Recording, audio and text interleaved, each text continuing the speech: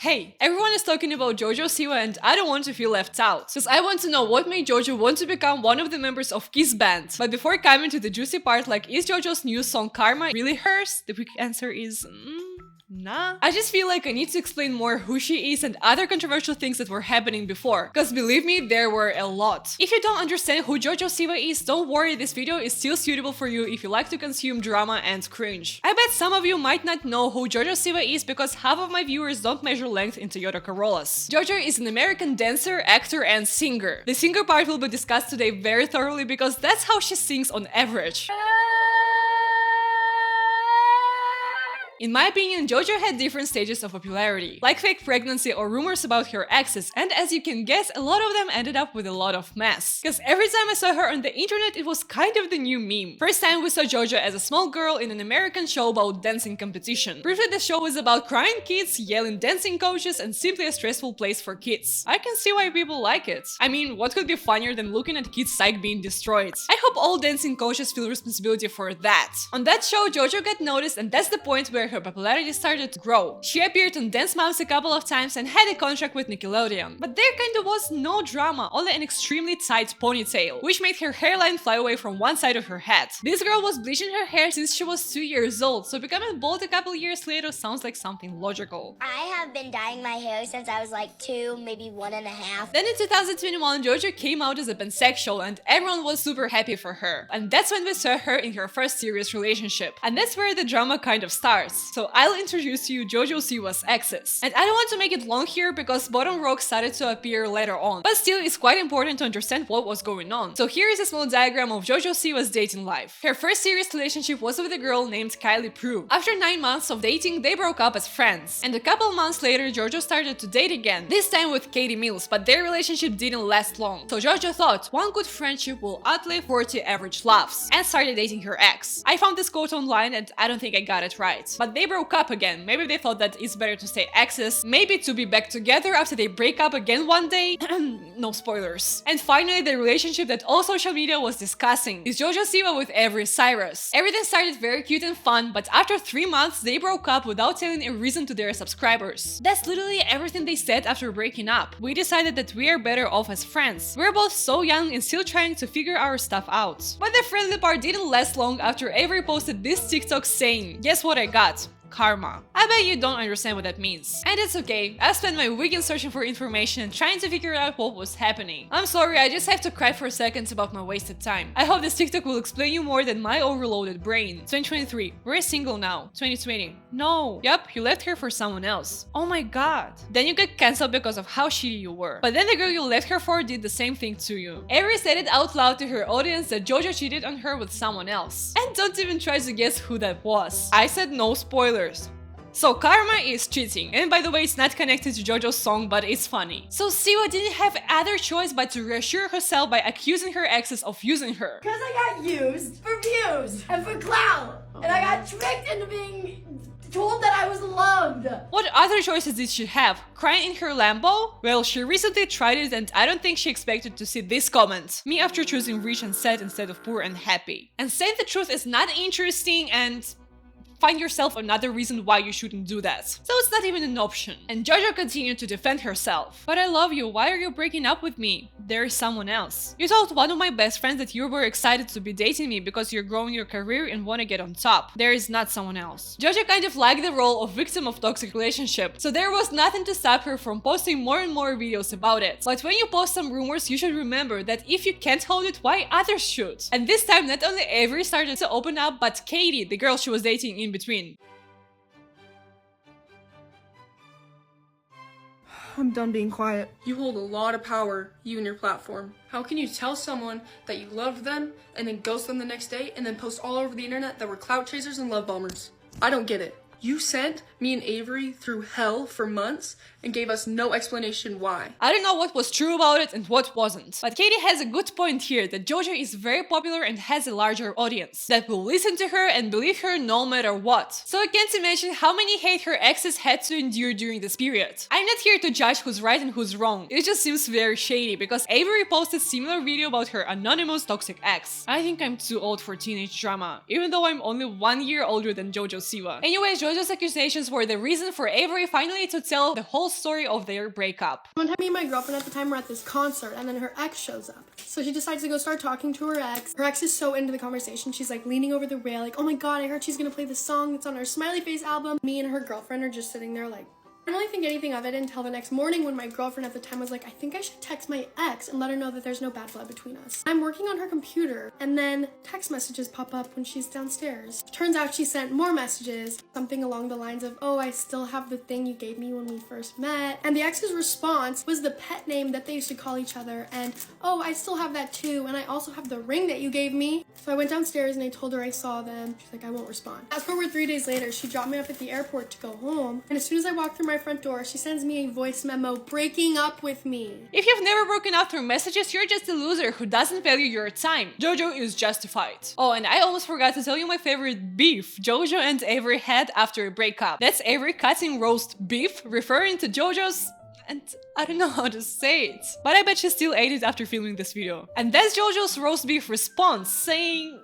I don't want to explain this. Think of a roast beef as some part of Jojo. Basically, Jojo's response is like, you still ate it. Why is this beef harder than poetry analysis I did in school? Just eat your sandwiches and don't put them into fights. And please don't ask me if after this she started to date her ex once again, because I don't want to break this perfect exes cycle. Because unfortunately, a new relationship with Kylie wasn't confirmed. But don't worry, our lives are not limited just by dating. Now imagine yourself on Jojo's place. You're a popular girl with a lot of money. Our relationship drama has faded away, but for some reason your life feels too boring. Would you fake pregnancy too? I can't explain the transformation from a girl with a giant bow in her head to a glam goth, but now we know that you have to fake pregnancy for that. I think we can all agree that it's a very strange prank, but you better believe me that she was doing it for real. She was posting stories about buying baby clothes and showing off her belly, and people really couldn't understand if it's true. But Jojo revealed that it was just a prank. But for some reason people still got offended. Doesn't the phrase "it's just a prank" erase all the responsibility? I should probably call my mom and tell her that today's tickets on the trip are fake. I told you a lot of controversial things that were happening with Jojo only for one reason, so we can understand the bad girl thing more. So by this time you can see the pattern of Jojo Siwa's ways of seeking attention. And changing her style for 180 was a plan too. It's not just a song, it's her new style, interviews, and the car with her faces printed all over it. And it's a lot to take. Because when you think of Jojo Siwa, you instantly imagine a rainbow glitter girl with a giant bow on her head. But that's her now. I got a question. If you could have one heaven phone call, this is a random heaven phone. Okay, we don't really need to know what she's saying in the video, but how she looks. It's just not her at all. Where did those tattoos come from? And the hairstyle? I agree with all the comments saying that this video was filmed by a Joe Exotic or a Joe Dirt, but not Jojo Siwa. I haven't met a lot of Joes and Jojos in my life, so maybe it's a normal stage of development for all people with this name. I mean, a year ago people were saying that Jojo is hot. Now she's making out with a corner of a stage. That's a dramatic change. But it's not weird, it's Jojo's Miley Cyrus wrecking ball moment. I was like, this is what I want. She is my #1 idol. I was like, I want to do what she did with Bangers. I want to have that moment. And I mean, look, I'm flattered that the world even can compare that. That's crazy to me. I actually think her wearing these clothes and simply pulling it off is not what a lot of us can do. Like, you have to be very self-assured to make this change of your appearance and not be scared to wear it. And I'd love to see her in her Bangers era if that's what she wants. But for now, it just seems like she found out about black color and just started to wear it. And I don't understand if what she does is another way to bring attention or if it's what she really wants. But even though I confirmed that it's a big change, I think Jojo took too much on her shoulders. No one has made this dramatic of a change yet. No one has made, in my generation, this extreme of a switch. And I am the first in the generation. It is very scary, but someone's gotta do it. No one has made such a dramatic change yet. Like, no one had an idea to start dressing black instead of colorful. And don't forget that I learned the B word.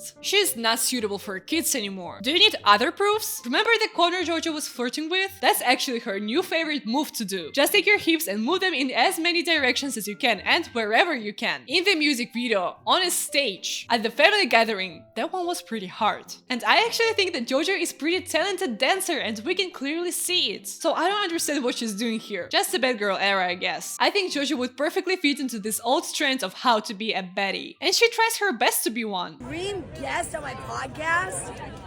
Oh my gosh. I mean, honestly, let's spice things up. One of my exes. Oh wait, I forgot. One of her exes?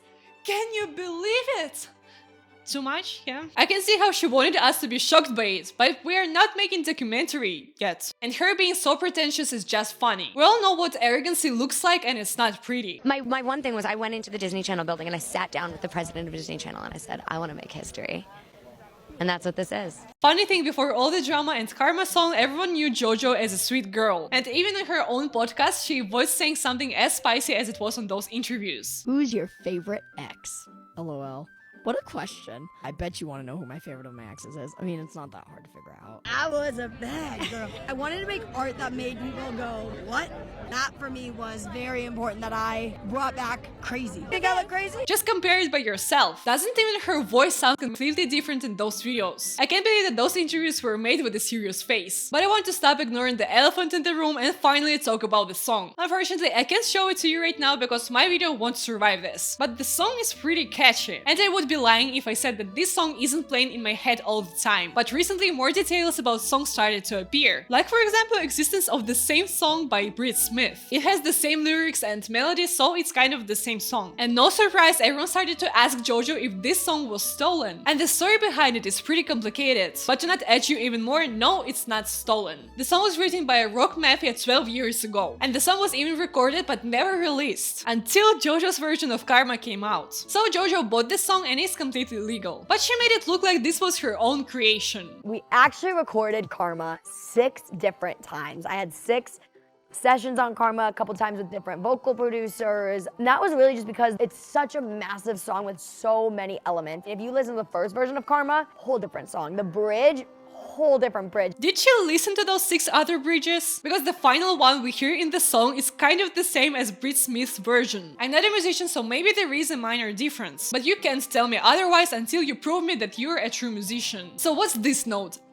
If so, okay, the bridges are different. The song does sound like a 2010 record, it does, and that was the goal, but there was a point in time where it sounded a little too 2010. Why does this song sound like 2010? Maybe because it was recorded in 2010s. I want to repeat my thought that there is nothing to be ashamed of, because she bought the rights for this song. But we all don't like to be fooled, and that's what Jojo is doing by saying that she was transforming this into a completely new art. That just didn't happen. Just imagine how better it would be if she just said, I've heard Brit's version of a song and I liked it so much that I decided to do my own interpretation of it. And then same with the very beginning.